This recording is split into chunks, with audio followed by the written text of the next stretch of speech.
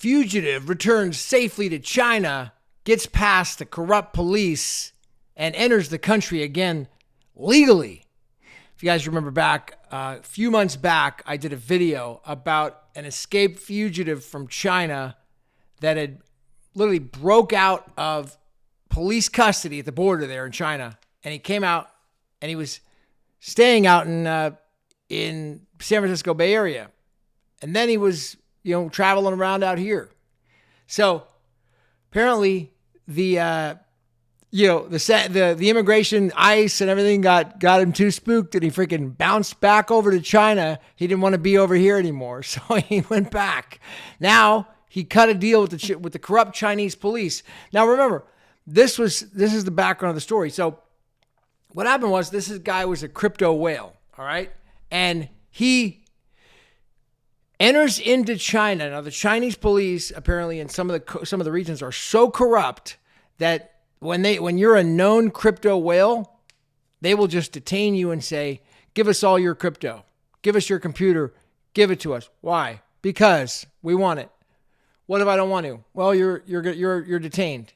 You're arrested. They have no rights over there, like no human rights. So it's just apparently it's just absolute insanity, and how it works.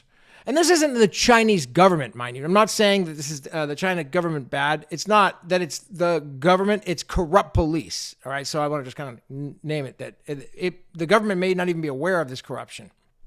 So he gets back in there and he's being detained, arrested because he's not giving up his crypto assets. Then he tires him out and they say, "Well, give us your laptop." He says, "Oh, here's a laptop." And he gives him a bogus or a phony laptop with nothing on it. "What about your phone?" "Oh, my phone, I can't share that with you because it has pictures of my wife and privacy." Makes excuses and they kind of go along with it and they're busy working on his little laptop and they get tired out. And then the night passes and they fall asleep, think of like Dudley Doolittle cops, they just freaking, they're so brain dead, they're corrupt police. So they're idiots. They fall asleep and apparently really skinny wrists. He leaves. He somehow slips out the door. He's got the cuffs on. He somehow dislocates his skinny little wrist and he gets out of the cuff. Then cuts out the door, gets on the phone, calls a friend, goes into another province there in China, catches a flight. They were doing corrupt business, so it wasn't like a warrant yet, and it was happening so fast. So in the middle of the night, he gets on a flight to Thailand. And then in Thailand, now they got the EKG. "Oh, warning, escape fugitive. Detain him in Thailand." So now the Thailand corrupt police say, "Well, we're going to send you back to China if you don't pay us a bunch of money." So now here he is where he's really kind of screwed.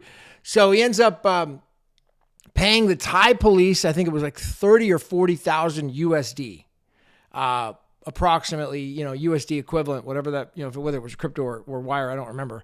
But he pays them that and they don't send him back to China. Then he leaves and gets to Dubai. In Dubai, he's got some freedom. Then he catches a flight out to the United States.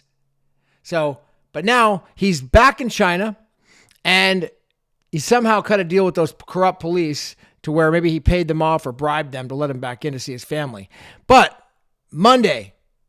this Monday, I'm going to try to, I'm having a meeting with him on Monday, so I'm going to try to convince him to do a little show, and hopefully he can, I don't know if he's going to be able to give his name and all that, but we'll see.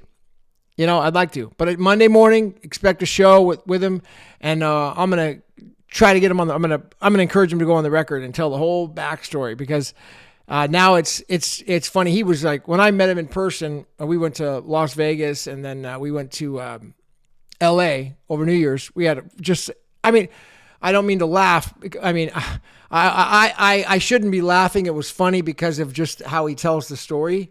He's okay, but he escaped. That's the funny part. He escaped the corrupt police. And so they're doing so much corruption, they had a hard time saying that he was charged with a crime. He wasn't charged with any crime. He was never really officially arrested because it was extortion. So he hadn't committed any crimes other than he didn't bribe the police in China. There was no actual crime, right? So it's like, just absolute corruption. So Monday, expect that. And he's a freaking Bitcoin guy, an OG from the beginning. We're talking so knowledgeable in Bitcoin. I would say this is a bold statement. The second most knowledgeable person in Bitcoin, possibly on the planet. Possibly. I don't know. I mean, that's a bold statement. I don't want to be that bold. But I know a lot of people that go to him for mentorship that are extremely high level. They go to him when it comes to hard problems to solve. Okay? So we'll see. Hopefully he comes on Monday. Expect a show coming right at you, and I'll leave his name quiet. He goes by Germo. That's right. Germo. That's my nickname for him. Germo, baby. Coming right at you Monday. This is Gavin Mehl. Hit the ones. I'll see you at the top.